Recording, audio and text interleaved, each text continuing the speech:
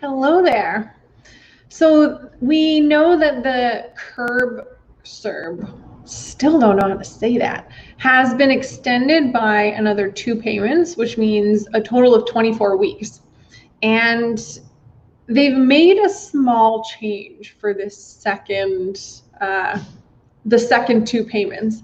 The CRA is now, they're going to change the attestation. I'm going to back up.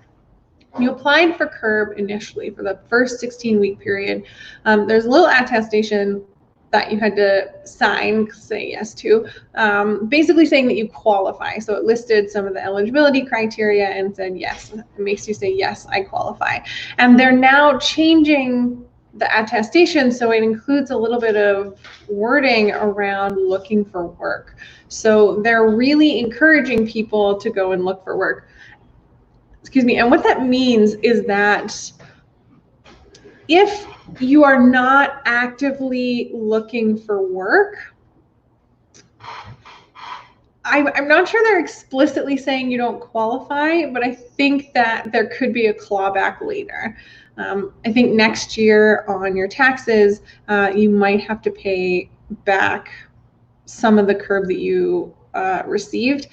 They're not exactly clear about how this is all going to work or if there are going to be any implications for not looking for work, but the CRA is treating this a little bit more like EI, where you have to submit, on EI I should say, you have to submit reports and evidence that you're actively looking for work and you just can't find a job. And so they're treating this a little bit more like EI in the sense that they want you to be looking for work now, and they want you to be able to go back to work if you've been asked back, if the business is now open.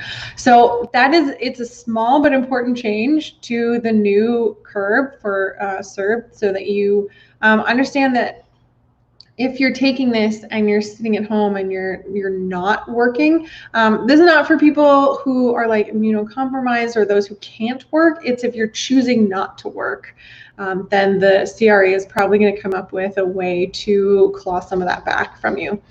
So just so you're aware, there's, like I said, it's really vague right now as to how all that's going to work, but I would just keep that in mind as you're applying for the next 2 months of CERB.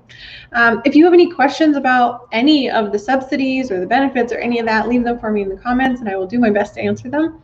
If you have other questions for me, leave those too. If you want to sign up for my free newsletter, every week I send out they're old. I shouldn't say old. They've been around for a while. Tips and tricks and that kind of thing about taxes, accounting, bookkeeping, that kind of thing.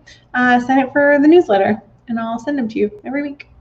I hope you're doing well. I'll see you tomorrow.